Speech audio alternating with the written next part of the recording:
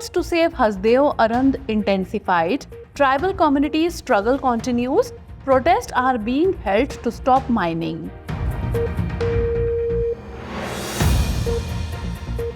Global Nature Conservation Index 2024 released. India ranked 176th out of 180 countries. India's situation in terms of biodiversity conservation is worrying. Big announcement of Ministry of Culture. National Mission for Manuscripts will be restarted. The aim will be to create metadata for manuscripts.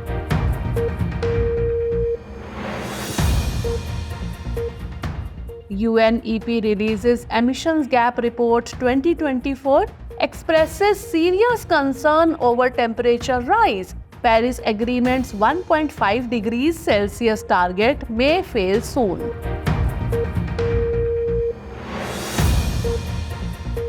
An important step towards environmental protection, Global Ecosystems Atlas launched, will map ecosystems.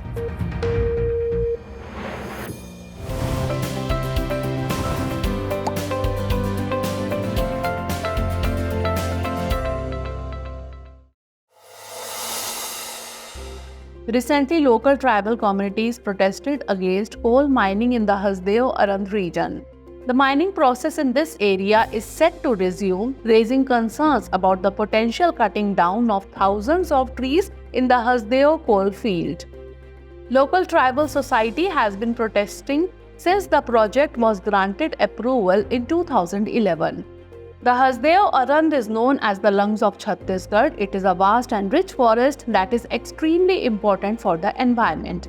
According to the Indian Council of Forestry Research and Education, it is the largest forest area in central India, covered with dense forest of ancient sal and teak. The Hasdeo Arand coal field spans over 1,800 square kilometers, covering the Surguja, Korba and Surajpur districts of Chhattisgarh. It is home to a variety of plants and animals, making it significant for both the environment and local communities. In addition, 9 species in the Hasdeo coal field are afforded special protection under Schedule 1 of the Wildlife Protection Act of 1972. These include elephants, leopards, sloth bears, Indian grey wolves, honey badgers, four-horned antelopes, Indian pangolins, giant squirrels, and spotted cats. The area hosts 92 species of birds, 25 different mammals, and 16 types of snakes. It serves as a habitat and corridor for elephants and tigers. Recently, the Global Ecosystems Atlas was launched at the 16th Conference of the Parties on Biodiversity. This launch is considered a significant step towards environmental protection. Notably, the atlas was developed by the Group on Earth Observation. It is the first tool of its kind focusing on the mapping and monitoring of ecosystems worldwide. The atlas incorporates existing national ecosystem maps and utilizes advanced technologies such as Earth observation, artificial intelligence, and regional data collection. Its aim is to contribute towards Sustainable Development Goals and the coming Montreal Global Biodiversity Framework, which sets targets for halting biodiversity loss and restoration by 2030. The atlas will be an open-source resource, easily accessible to all, providing crucial information on the health and risk of various ecosystems. This will assist governments, businesses, financial institutions, and local communities in making better decisions for sustainable management. The United Nations Biodiversity Conference (CBD COP16) was held in Colombia from 21st October to 1st November 2024.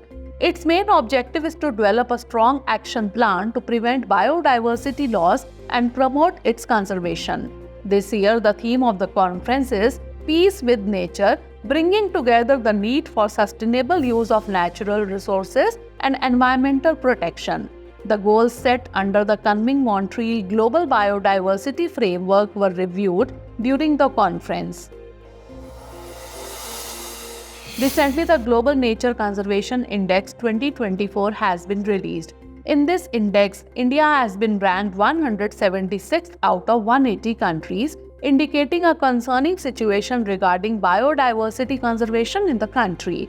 It is noteworthy that India's score is 45.5 out of 100. In the ranking of 180 countries, India is considered one of the 5 worst performing countries along with Kiribati, Turkey, Iraq and Micronesia. According to the report, there are several significant challenges in land management and biodiversity protection in India. The low ranking is attributed to poor land management, lack of resources, and the protection of only 0.2% of the marine area. This report encourages India to take solid steps towards biodiversity conservation and legal reforms. The Global Nature Conservation Index is published by Ben Gurion University's Goldman Sonnenfeld School of Sustainability and Climate Change in collaboration with biodb.com, a non-profit website dedicated to maintaining biodiversity data.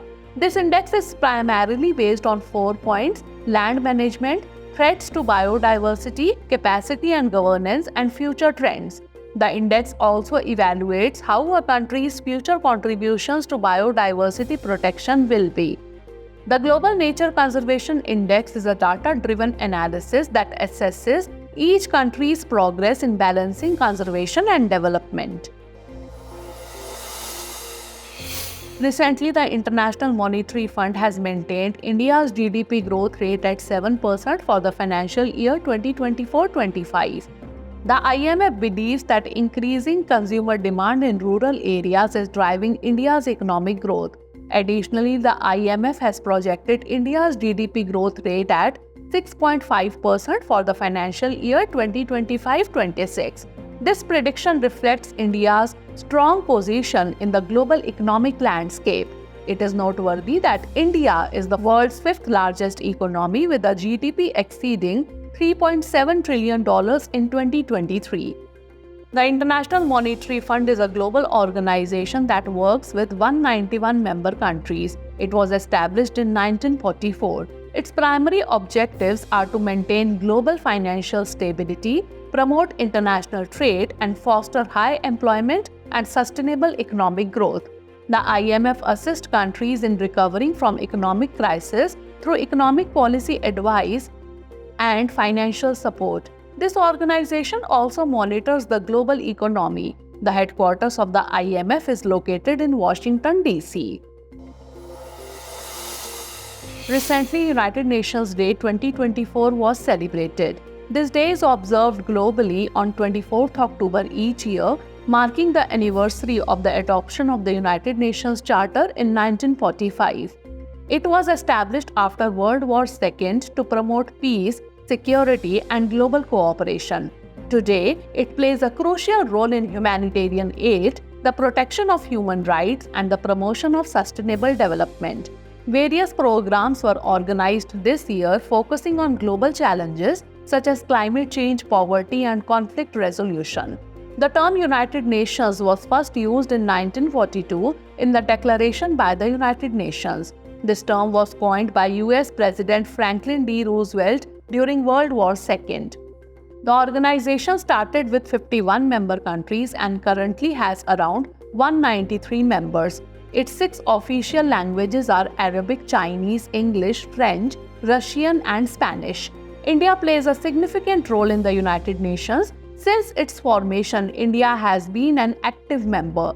The country has made substantial contributions to peacekeeping missions, participating with its armed forces and police in over 50 missions.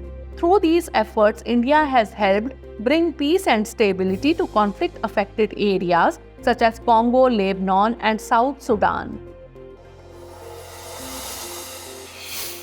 Recently, Union Ministry of Culture announced the relaunch of the National Mission on Manuscripts. This mission will be established as an autonomous body proposed to be named the National Manuscript Authority, which will operate under the ministry. Currently, it is a part of the Indira Gandhi National Center for the Arts. The National Mission on Manuscripts was initiated by the Government of India in February 2003.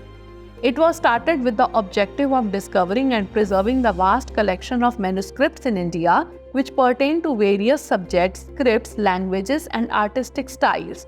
The mission aims to create metadata for the available 5.2 million manuscripts and digitize more than 3 lakh titles. However, only about one-third of these have been uploaded so far. Issues addressed include mismatches between digital metadata and manuscripts, as well as limited access.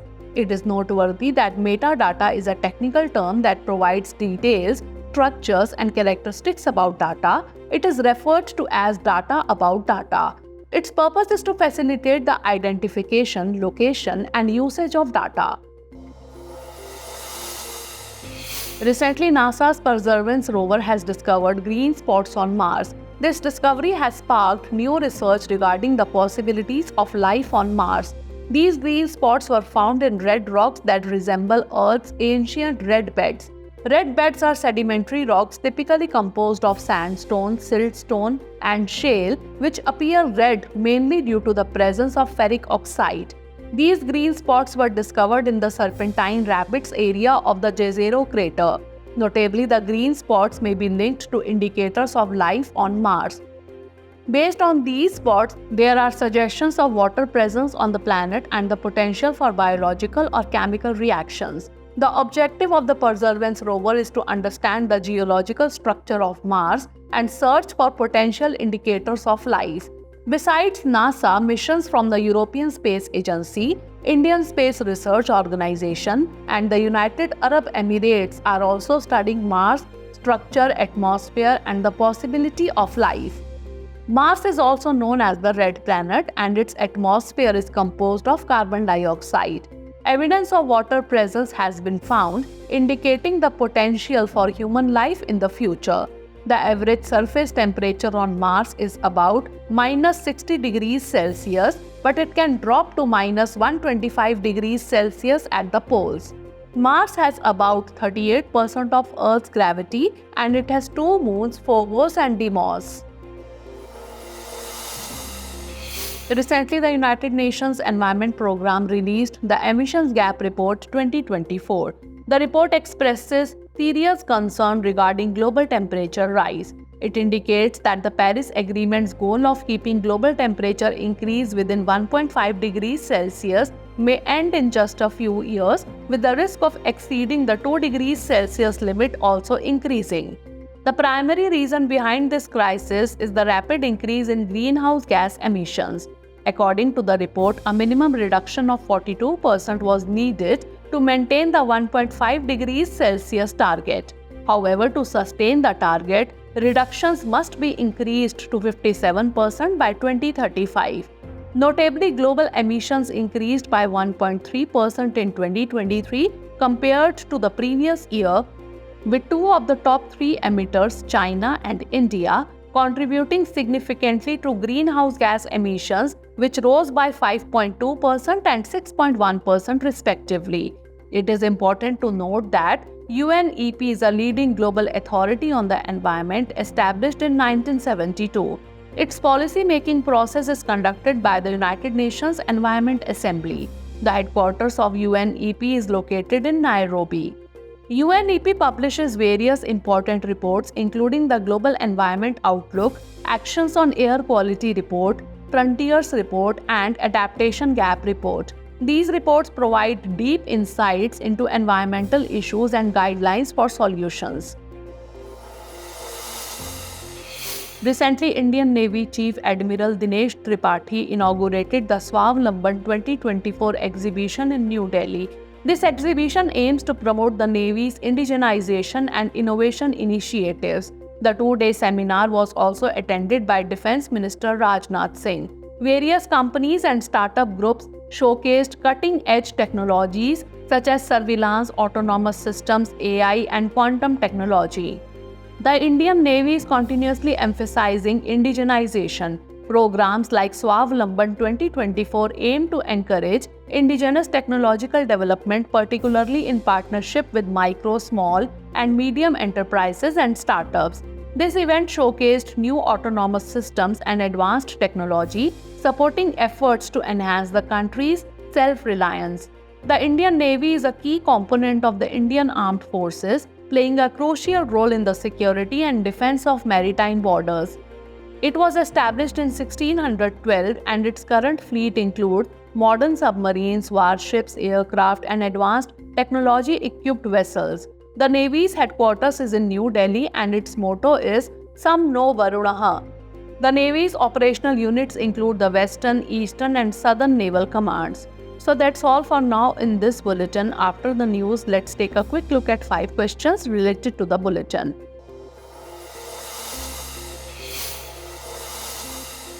Questions based on today's bulletin are: first question is, consider the following statements regarding Hasdeo Arand. 1. It is known as the lungs of Chhattisgarh. 2. It is the largest forest area in central India. 3. It spans across Chhattisgarh, Bihar and Jharkhand. How many of the above statements are correct? Only 1, only 2, all 3, or none of the above? Next question, consider the following statements regarding the Global Nature Conservation Index 2024. 1. India is ranked 176th in this index. 2. The index evaluates a total of 190 countries. 3. This index is based on the conservation of natural resources and biodiversity. How many of the above statements are incorrect? Only 1, only 2, all 3, or none of the above?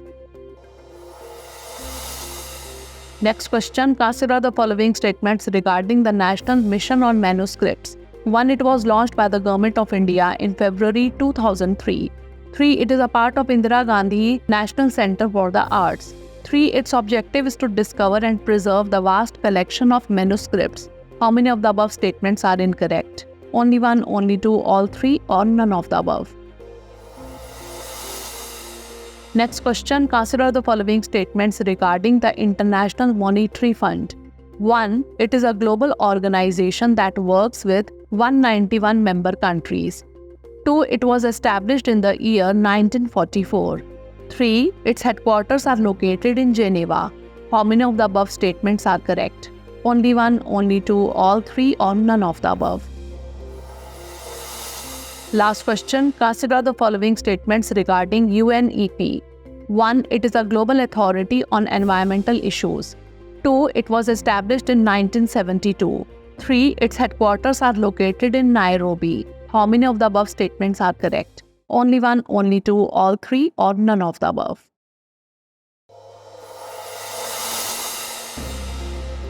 Recently, India has seen a significant surge in its coking coal imports, reaching a 6-year high. In the fiscal year 2024, imports rose to 58 million tons, marking a 7% increase compared to the previous year. This rise in imports is primarily driven by the growing demand from India's steel industry, as India plays a key role in global steel production. According to the Ministry of Steel, India's crude steel production in the 6th quarter of the fiscal year 2023-24 reached approximately 73 million tons, a 4% increase over the previous year. The Pravasi Parichay program was recently held in Riyadh, Saudi Arabia, to strengthen cultural ties between India and Saudi Arabia. The event saw the Indian community showcasing India's rich cultural heritage. Indian Ambassador Dr. Suhail Ajaz Khan inaugurated the event. During the 3-day State Days festival, 12 Indian states, including Uttar Pradesh, Punjab, Maharashtra, and Gujarat, exhibited their unique culture, dance, music, and cuisine. Additionally, a ghazal night and various other cultural activities were organized, in which the Indian diaspora participated enthusiastically. The Union Minister of Fisheries, Animal Husbandry and Dairying recently launched the 21st Livestock Census. Held every 5 years, the census aims to assess the population of domesticated animals, poultry, and stray animals in India. The census will gather detailed data on each animal species, breed, age, gender, and ownership status. Since the census began in 1919, 20 rounds have been completed, with the most recent conducted in 2019. The 21st Livestock Census is set to run from October 2024 to February 2025, covering approximately 300 million households across India. The census will include data collection on a total of 16 animal species.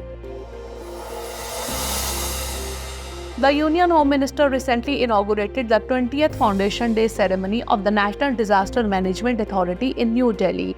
This year's theme, Empowering Communities for Disaster Risk Reduction Through Awareness for Behavior Change, aligns with Prime Minister Narendra Modi's 10-point agenda for disaster risk reduction strategies aimed at reducing the impact of disasters through inclusive and proactive measures. The event featured 3 technical sessions focused on the main theme. The NDMA, chaired by the Prime Minister, is India's apex body for disaster management, established under the Disaster Management Act 2005. The government recently launched a weather forecasting initiative at the Gram Panchayat level in New Delhi. This initiative will provide Gram Panchayats with a 5-day weather forecast and hourly updates, enabling rural communities to better plan agricultural activities and prepare for weather-related risks. Developed in collaboration between the Ministry of Panchayati Raj and the India Meteorological Department under the Ministry of Earth Sciences, this initiative will deliver weather updates through the eGram Swaraj, Meri Panchayat app and Gram Manchitra platform.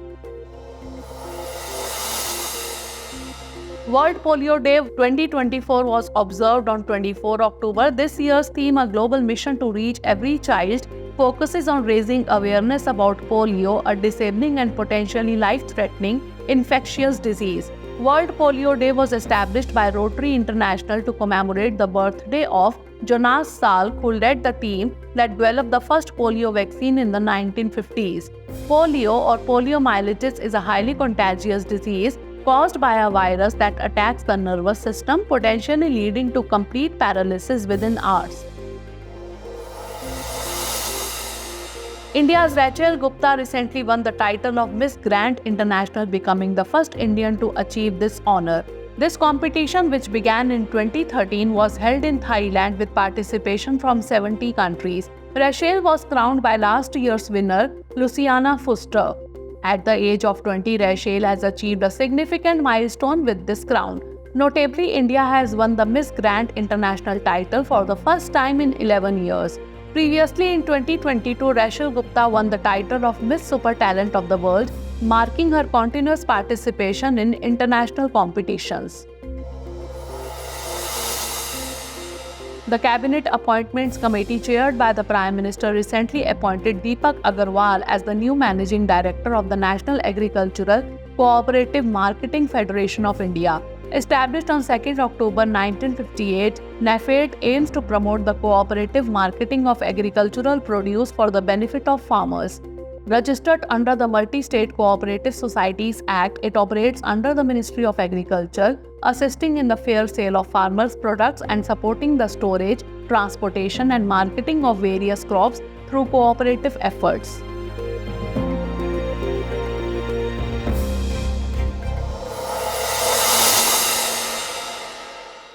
For more informative content, like, share and subscribe, and do not forget to press the bell icon to get the notifications.